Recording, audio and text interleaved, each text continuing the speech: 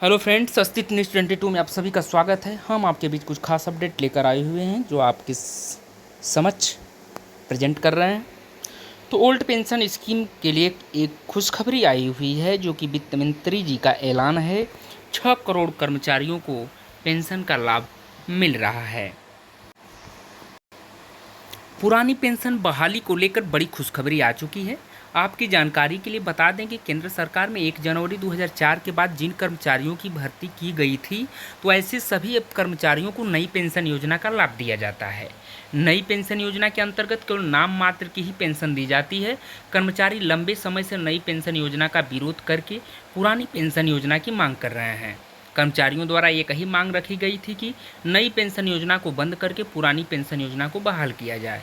हिमाचल प्रदेश कर्नाटक विधानसभा चुनाव में मिली हार के बाद भाजपा सरकार द्वारा कर्मचारियों की इस मांग पर विचार किया गया था। तो ये ब्रेकिंग न्यूज है पुरानी पेंशन पर, बहुत बड़ा अपडेट है। वित्त मंत्री जी का ऐलान है 6 करोड़ कर्मचारियों को ये लाभ मिलने वाला है। टीवी सोमनाथन की अध्यक्षता में कमेटी का गठन है। कर्मचारी संगठनों के द्वारा काफ़ी दबाव डालने के बाद केंद्र सरकार द्वारा 23 मार्च 2023 को एनपीएस में सुधार करने के लिए टीवी सोमनाथन की अध्यक्षता में कमेटी का गठन किया गया था और तब से 1 साल से ज़्यादा हो चुका है, लेकिन अभी तक कमेटी अपनी रिपोर्ट पेश नहीं कर पाई है। लेकिन अब कर्मचारियों पेंशन भोगियों के लिए बड़ी खुशखबरी आ चुकी है। कमेटी अपनी रिपोर्ट जल्द ही पेश कर सकती है।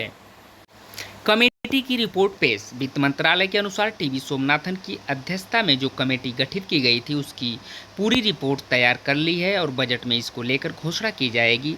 फिलहाल बजट से पहले कर्मचारी यूनियन के साथ बातचीत के बाद रिपोर्ट के बारे में अवगत कराया जाएगा।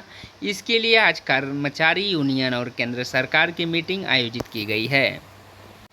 मीटिंग के मुख्य बिंदु। इस मीटिंग का मुख्य उद्देश्य है कि सोमनाथन कमेटी की रिपोर्ट को कर्मचारी यूनियन देखे और उसमें जो भी कमी लग रही है उससे पर चर्चा करे ताकि कमेटी उसमें सुधार कर सके।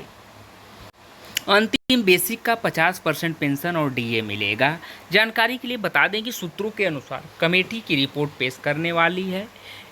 उसके अनुसार कर्मचारियों को अंतिम बेसिक वेतन का 50% पेंशन और डीए मिलना तय है। टीवी सोमनाथन की अध्यक्षता में जो कमेटी गठित की गई थी उसे कमेटी ने सभी बातों को ध्यान में रखते हुए कर्मचारियों के अंतिम बेसिक वेतन का 50% पेंशन के ऊपर मंजूरी दी है। अगर मान लिया जाए किसी कर्मचारी के रिटायरमेंट के समय उसकी बेसिक पे 80,000 है तो उसकी बेसिक पेंशन 40,000 होगी। रिटायरमेंट के बाद उसको 40,000 महीना पेंशन दी जाएगी। इसके साथ साथ उसके ऊपर महंगाई भत्ते का भी भुगतान किया जाएगा।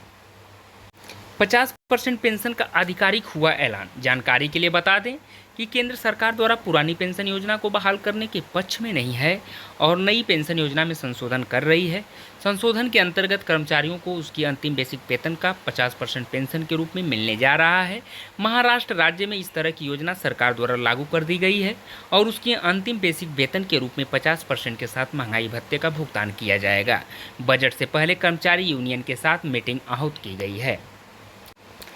एआईडीएफ ने खारिज किया एनपीएस में संशोधन। एआईडीएफ द्वारा एनपीएस में किसी भी तरह के संशोधन को करके लागू करने के नियम को खारिज किया है। यह संगठन एनपीएस को खत्म करने और सीसीएस नियम 1972 के तहत पेंशन बहाली के लिए स्वतंत्र रूप से और जफर ऑफिस के फॉर्म के माध्यम से लगातार संघर्ष कर रहा है। पुरानी पेंशन मीटिंग का बहिष्कार। पुरानी पेंशन को लेकर नॉर्थ ब्लॉक में वित्त मंत्रालय द्वारा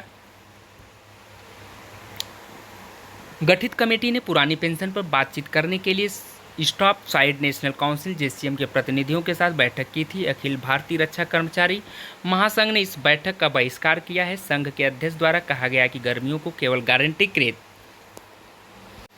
पुरानी पेंशन योजना ही चाहिए, उन्हें एनपीएस में बिल्कुल भी सुधार मंजूर नहीं है। केंद्र और राज्य सरकार के 6 करोड़ से अधिक कर्मचारी एनपीएस को खत्म करने पुरानी पेंशन योजना के तहत बहाल करने के लिए लगातार मांग कर रहा है। संगठन का कहना है कि उनकी मांग केवल पुरानी पेंशन बहाली ही है। दोस्तों, ये रहा पुरानी पेंशन योजना पर बहुत बड़ा अपडेट। वित्त मंत्री जी का ऐलान है 6 करोड़ कर्मचारियों को ये लाभ मिलेगा, लेकिन एनपीएस में सुधार मंत्रालय द्वारा हो रहा है। ओपीएस की बहाली पूरे कर्मचारी मांग कर रहे हैं। ये जो सूचना है इंटरनेट के माध्यम से ली हुई सूचना है, आप तक प्रेषित किया जा रहा है।